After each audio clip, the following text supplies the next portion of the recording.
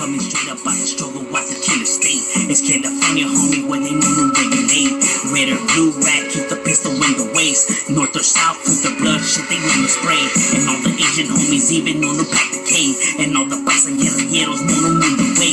And shit gets scandalous, how these bodies dropping every day. And all for pilot money, homie, I know what a shame. But this is just the way it is, so I stay with the gauge. In case they want it, they can get it, we don't hesitate. I know it's strange, on the simple fact you can't relate. The you don't know my pain. I keep it by the G code until my dying day. Cause that's just life up in the hood, out the killer state. It's California, homie, where they know to regulate. It's California, homie, where they know to regulate. I keep it by the G code until my dying day. Cause that's just life up in the hood, out the killer state. It's California, homie, where they know to regulate. What's good, G-Life? Now, as we continue the countdown of all boy neighborhoods, yes, we're still here in the A1A Valley, bro. Like I said, there's a lot of neighborhoods around this area that, you know, have the boy title to them. And yes, we are still in the city of Pacoima because there is that many boy neighborhoods in this city, you know what I mean? So we're still maintaining ourselves right here. But now we will be heading to one of Pacoima's most notorious area, you know, known for all kinds of gang activity, made the news several times as well. This area is no joke, you know what I mean? Which is known as the projects, the Pacoima projects to be exact. And this is home to one of these boy neighborhoods, which is known as the Varrio PJB. Varrio PJB translating to Varrio Project Boys, Pacoima Project Boys, one of Pacoima's most notorious, largest, and active sets. That's without a doubt. They made the headlines several times. Like I said, there are roughly, to be said, more than 400 members. They kick up dust, you know what I mean? And that they haven't even been established as long as some of these other Pacoima cliques like the Treces or the Latin Times or the Flats. As a matter of fact, they were like an offspring set from Pacoima Flats because Pacoima Flats originated in this area first. You know, Pacoima Flats because, you know, when the projects opened up and then all kinds of different races started moving into the area, the Hispanics bounded together to form, you know, the neighborhood of the Flats, who had already existed prior to that around the area. Now, the Flats had younger siblings who I guess they didn't want them to gangbang and stuff like that. But these group of kids, you know, banded together and formed their own gang, which was known as the Project Boys. You know, and even though, you know, the Flats and the projects sometimes get along because they have had their incidents here and there, but they do get along. That's why when they're kicking together, they're referred to as the Project Flats. But the Project Flats is not its own separate gang. It's part of the two neighborhoods just, you know, hanging out together, you know what I mean? That is known as the Project Flats because a lot of them are related, like I said. But they're their own individual gangs. Obviously, Pacoima Flats being the more larger and older one, but the Project Boys being the more active one. You know, and with several cliques, you know, you got the G's, you got the Rascals, you got the Pequeños, you know, you got several cliques right here that patrol the Pacoima projects, you know what I mean? Very infamous too because you see the projects come out in several TV shows and movies and cameos and shit like that, music videos as well. It's an area that's very, you know, well known. And like I said, this is one of the most you know, hated Pacoima sets because they do beef it with a lot of the other Pacoima gangs, you know what I mean? They go at it with all of them almost, you know what I mean? They're not liked, but they run mucks, you know. I can't take nothing from these guys, you know, my neighborhood beefs it with them. These guys are active, they handle business, and they are the real deal Holyfield. You know, I can't knock them, you know what I mean? They do their thing, and they, you know, control obviously the whole entire projects, everything that's from San Fernando Road and Van Nuys Boulevard, and from that all the way to Herrick, from Herrick all the way to Pierce, so everything that's in the middle, you know what I mean? But Carl Street is definitely their more active, well-known area where they were handling business and doing their thing. That's the danger zone, you know, on that block. But yeah, the Pacoima projects still continue to be right here, active, representing for theirs and holding it down for the Pacoima projects. Now, as we maintain ourselves still here in Pacoima, but this time heading to the area that is very infamous and notorious as well. This area definitely cracks because there's so many neighborhoods jam-packed within this area. It gets chaotic, and this is home to one of these other boy neighborhoods, and if not the most hated from Pacoima. You know, without a doubt, these guys have to be the most hated from the city. They beef it with almost every other Pacoima clique. I think maybe Goleta Street is probably the only clique they get along with, and with the Pacoima Piru Bloods. They have always had a good relationship with the Pacoima Piru Bloods. But the Pacoima Piru Bloods beef it with every single Pacoima clique. But these guys, you know, since they share territory, they always had a good relationship, you know, because they live within the same area. While the other Pacoima sets and black gangs don't really get along, you know what I mean? There's heavy tension and beefs and shit like that. But Van Nuys boys obviously, you know, kept it cool with them, and I think that's what led up to a lot of the hatred that these other Pacoima cliques have towards these individuals.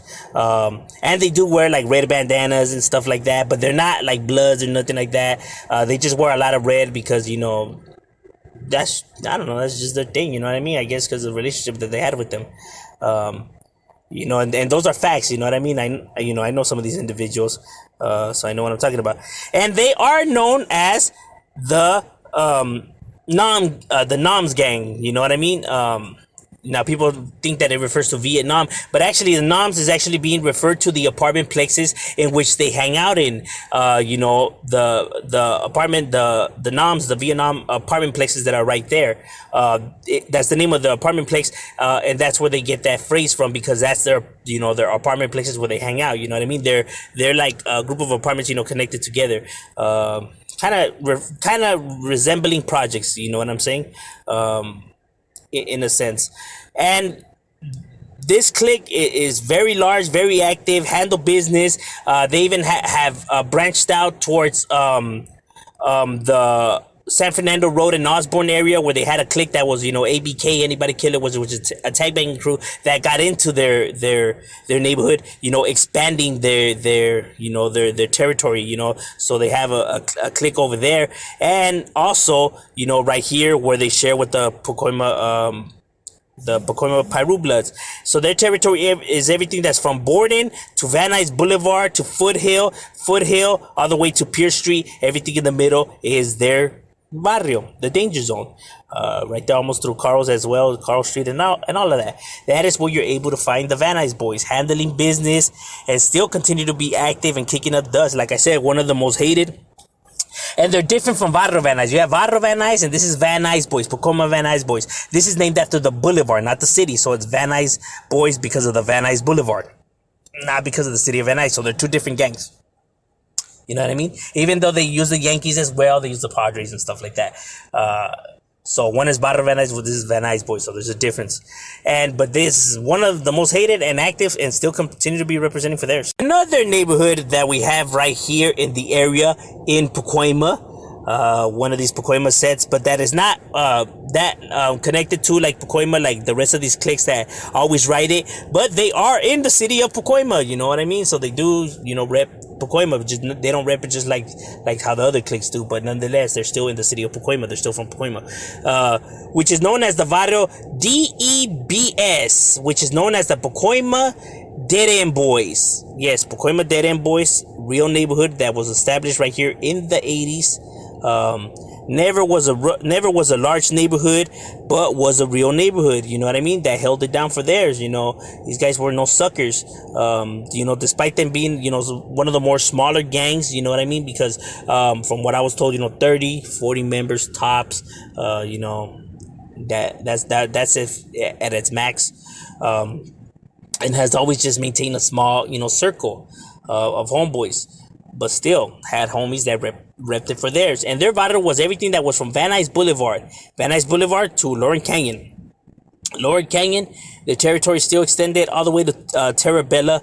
And so everything that's in the middle, so that's everything that's throughout Remick and Gain, Remick and Gager, Remick and Pierce, Remick and Carl, you know, all of that was, you know, the area where they would roam around and do their thing. And yes, like I said, a real neighborhood, the DEBS, you know, the Dead End Boys. People, you know, I was seeing and seeing that they were putting that, oh, it's a black neighborhood, or nah, it's not a real gang. Like, no, they're real individuals. Like I said, they were just never as large as some of these other Pacoima sets.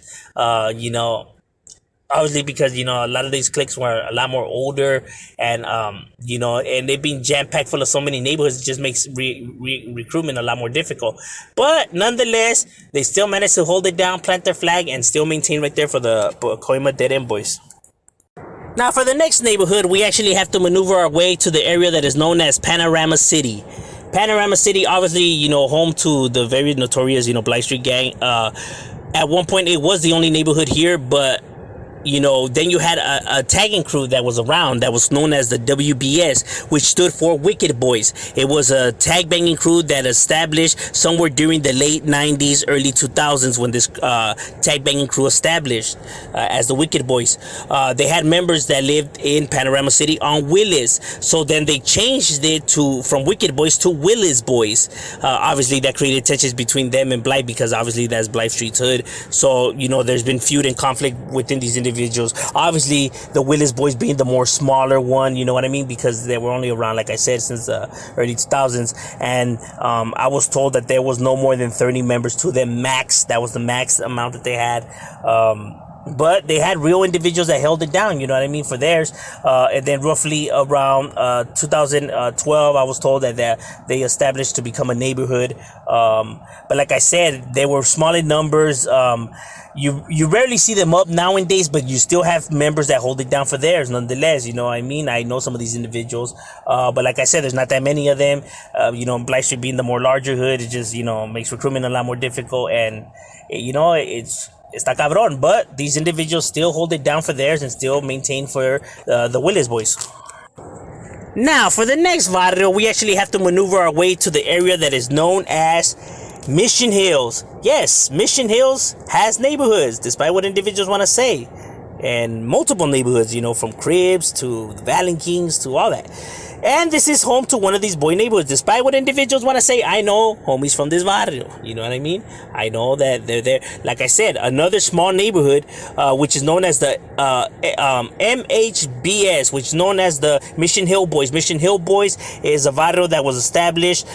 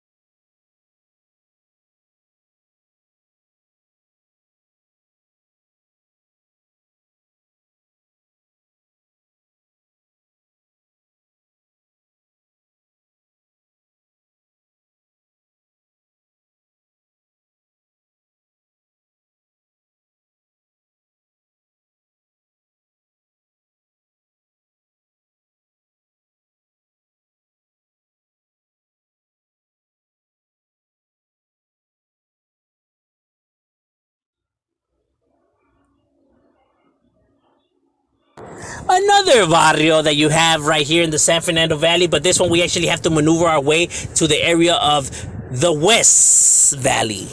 The West Valley being areas like Reseda, Canoga, Northridge, etc. Now, the West Valle is home to one of these boy neighborhoods that people often forget, but it is a real barrio right here in the 818. They have been established right here in the 818 since the early 90s. Now, I was told that this barrio originated from East LA. There were two brothers from East LA that started this barrio, YBR, Young Boys Rifa. And then, they were getting into a lot of mischief and trouble. So they moved to the San Fernando Valley, hoping to escape all that.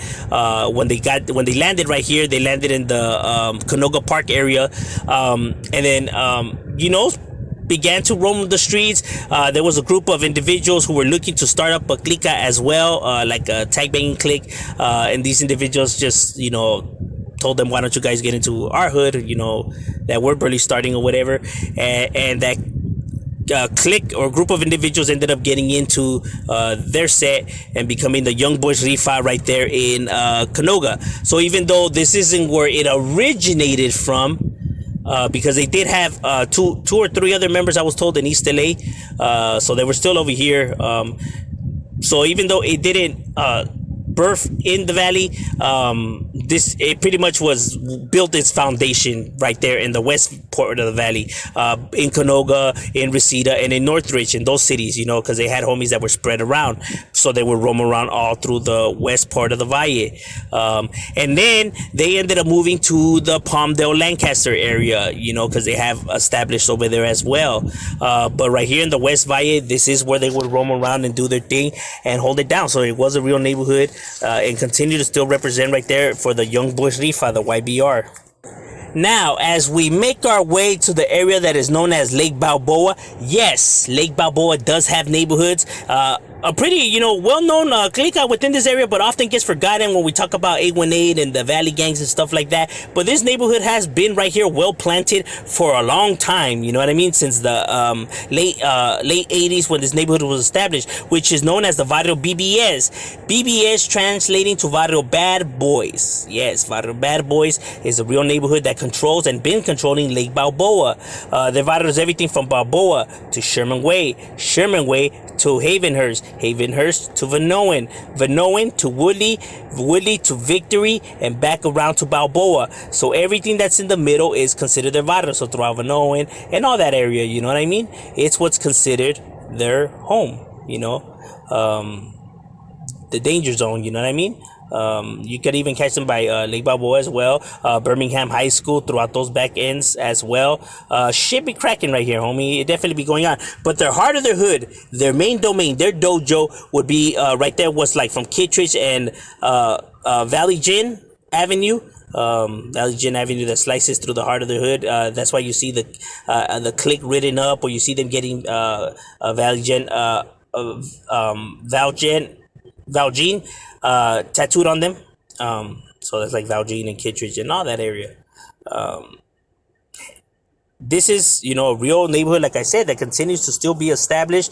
I was told they were pretty large neighborhood, you know what I mean? I was told at least that there were 60 to 65, 70 members, roughly around there.